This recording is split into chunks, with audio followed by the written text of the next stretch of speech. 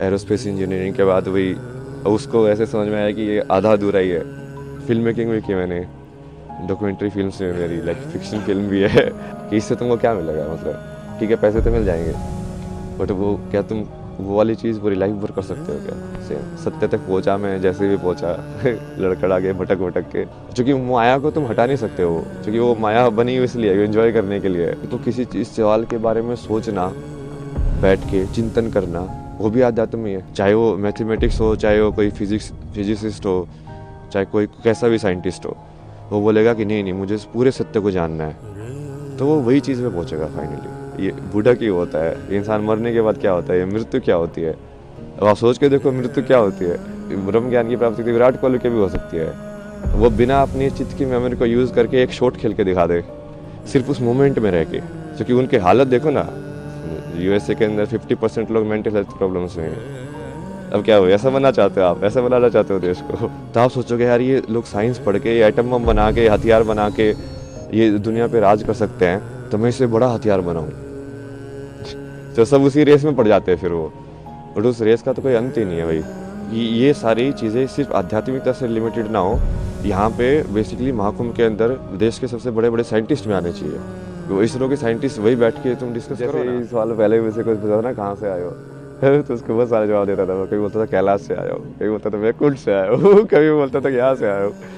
But फिर मुझे समझ में आया कि ये जो आप जो पूछ रहे हो उसके हिसाब से तो ये पूछ रहे हैं कि अभी इस शरीर का जन्म कहाँ से हुआ है। तो हाँ, उसका वो तो हरियाणा में जन्म है मेरा, हरियाणा में झज्जर जो ज़िला है। तो स्कूलिंग वगैरह वहाँ से हुई, फिर उसके बाद पढ़ाई के लिए जैसे जेई वगैरह एग्ज़ाम की तैयारी की। तो तैयारी करने के बाद फिर मुंबई गए, आईटी मुंबई, एरोस्पेस इंजीनियरिंग के बाद वही उसको ऐसे समझ में आया कि ये आधा अधूरा ही है, कि इससे तुमको क्या मिलेगा, मतलब ठीक है पैसे तो मिल जाएंगे बट वो क्या तुम वो वाली चीज़ पूरी लाइफ भर कर सकते हो क्या? सेम अब वो लाइफ भर यदि नहीं कर सकते हो मतलब तुम उब जाओगे इस चीज़ से। तो मेरे को वैसा चाहिए था, लाइक पूरा जॉब, लाइक हाँ ऐसी चीज़ मुझे मिल जाए जो मैं करता रहूँ, बस मज़ा आता रहे, लाइफ चली जाए पूरी। और उसकी खोज में तुम निकलते गए, फिर जैसे मीनिंग ऑफ लाइफ तुम ढूंढते रहते हो, यार ये लाइफ का मतलब क्या है, मुझे क्या करना चाहिए, आगे बढ़ते जाते हो आगे बढ़ते जाते हो। उसमें बहुत सारे ऐसे रास्ते आए, बहुत सारी चीज़ें हुई बीच बीच में, यहाँ वहाँ मोड़ आए बहुत सारे, धीरे धीरे आके फिर तुमको वही फाइनली वही तुम ऐसे ही देखते हो कि जो होना होता है वो वैसे ही होता है। तो वैसे ही हुआ, सत्य तक पहुंचा मैं जैसे भी पहुंचा लड़खड़ा के भटक भटक के। फिर उसके बाद अभी तो जैसे फिर उसको समझ में आया कि अभी जो भारत का जितना भी ये वैदिक जो ज्ञान बोलते हैं या पुराना जो संस्कृति ज्ञान बोलते हैं, वो सारा का सारा उसी के ऊपर डिपेंडेंट है। मतलब अपने जितने भी हैं ये नाट्य शास्त्र या जो भी बनाए गए हैं, वो सब आध्यात्म को केंद्र बिंदु लेके बनाए गए हैं। सब राग जो डिज़ाइन हुए हैं, म्यूज़िक से लेके, परफॉर्मेंस से लेके, फिर रहन सहन से लेके, फिर जो जो परिवार का जो विधि है, शादी का विधि है, संस्कार जो होते हैं बच्चों के, सारे के सारे ये उस चीज़ को केंद्र बिंदु लेके डिज़ाइन किए गए हैं। पूरा सिस्टम पूरा जो जैसे आश्रम की व्यवस्था थी पहले कि हाँ ब्रह्मचर्य आश्रम होगा, गृहस्थ आश्रम होगा, तो वो पूरा वैसे ही उन्होंने बनाया है कि अब इस माया में तुम कैसे डिज़ाइन करो कि वो आध्यात्म वाला जो कनेक्शन है वो बना रहे, कि लोग खो ना जाए ज़्यादा। क्योंकि माया को तुम हटा नहीं सकते हो, क्योंकि वो माया बनी हुई इसलिए एंजॉय करने के लिए, उसको जीने के लिए। बट वो यदि कनेक्शन टूट जाएगा, जो कि अभी काफ़ी टूटा हुआ है, अभी लोगों को वही लगता है कि ये सब अलग अलग है, अलग अलग नहीं है, वही की चीज़ है वो। ऐसे ऐसे क्या कैसा अध्यात्म है और कौन सी चीज़ें जिसने आपको ट्रिगर किया अध्यात्म इस स्पिरिचुअलिटी को? ऐसा तो कुछ नहीं है ना इसमें ट्रिगर क्या हो स्पेसिफिकली, लाइक अलग अलग थे चीज़ें जो अलग अलग मोमेंट के लिए ट्रिगर करते गए। अध्यात्म में जाना है, क्या हुआ ऐसा? मतलब आध्यात्म आप किसको बोल रहे हो? उसके ऊपर है ना जवाब।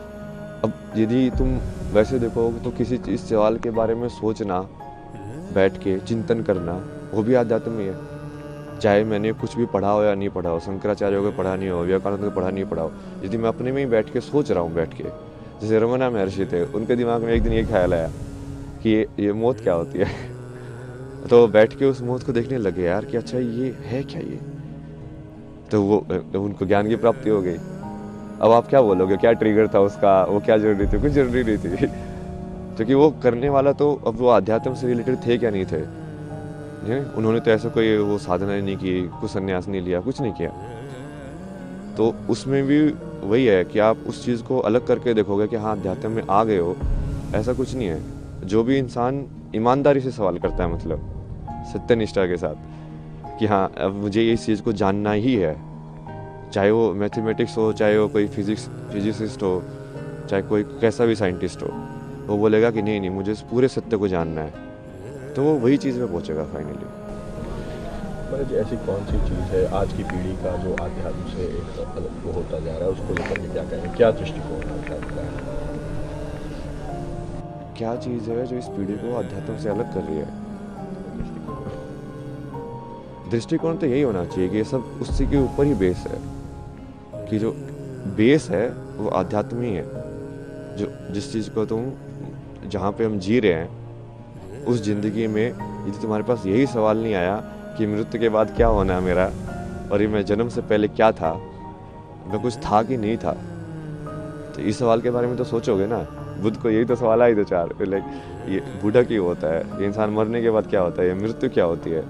अब आप सोच के देखो मृत्यु क्या होती है। अब आप सोचोगे, चिंतन करोगे, आपको समझ में आएगा यार इसका जवाब कहाँ मिलेगा। फिर आप ढूंढोगे कि अच्छा तू दे सकता है इसका जवाब, तू दे सकता है इसका जवाब। मान लो सेटिस्फाई हुआ, आपको समझ में आया कि हाँ ये जवाब है, नहीं तो जो आप उसकी जो पद्धति है उसको फॉलो करोगे कि हाँ अच्छा इसको ऐसे जवाब इसका पाया जा सकता है। तो उसके वही बहुत सारे तरीके हैं, बट वो हर चीज़ वही से रिलेटेड है। आप सेम चीज़ लाइक क्रिया योगा में मैंने लोगों का एग्जाम्पल भी दिया ना कि ब्रह्म ज्ञान की प्राप्ति विराट कोहली की भी हो सकती है। वो बिना अपनी चित्त की मेमोरी को यूज़ करके एक शॉट खेल के दिखा दे, सिर्फ उस मोमेंट में रह के, कि उस टाइम पे उसको मसल मेमोरी यूज़ नहीं कर रहा है वो कि हाँ ऐसे बोला ही तो मुझे ऐसे शॉट खेलना है, क्योंकि जनरली मसल मेमोरी यूज़ करते हैं, रिफ्लेक्स में होता है सब कुछ। बिना रिफ्लेक्स यूज़ किए उस प्रेजेंट मेमोरी में रह के यदि वो मोमेंट कर सकता है तो वो क्रिया योगी बन जाएगा।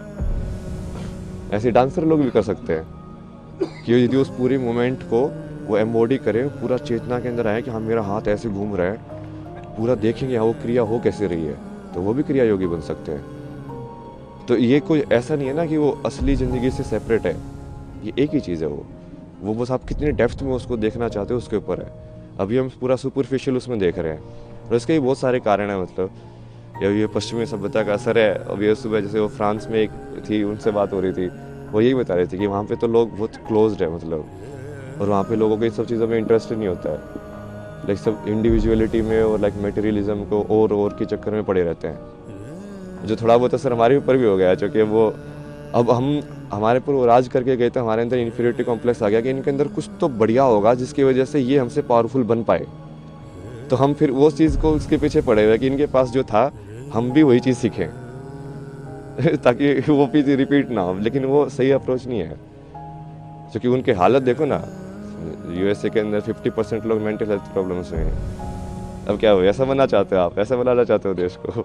विदेशी जो होते हैं वो आध्यात्म की ओर आ रहे हैं, हमारे यहाँ आ रहे हैं, लेकिन जो हमारे लोग हैं वो कहीं ना कहीं विदेशी परंपरा को अपना रहे हैं, ऐसा क्यों? ये ना उसकी वजह से हो ये। अब जैसे आपके ऊपर मान लो कोई आपसे ज़्यादा ताकतवर है, तो आप सोचोगे यार इसके पास ऐसी कौन सी शक्ति है कि इसको ज़्यादा ताकतवर बना रही है मेरे से, तो आपका भी रुझान उसी की साइड होगा। तो आप सोचोगे यार ये लोग साइंस पढ़ के, ये एटम बम बना के, हथियार बना के ये दुनिया पे राज कर सकते हैं, तो मैं इससे बड़ा हथियार बनाऊँ। तो सब उसी रेस में पड़ जाते हैं फिर वो, बट उस रेस का तो कोई अंत ही नहीं है भाई। मेरा जी एक और क्वेश्चन है कि ऐसा क्या था अध्यात्म में जो आप इस ओर आए, इतनी सरल ज़िंदगी छोड़ के इतनी कठिन ज़िंदगी में आने का निश्चय किया? किस तरह का परिवार में क्या इसमें रिएक्शन रहा आपका? नहीं, इसकी चॉइस नहीं होती ना।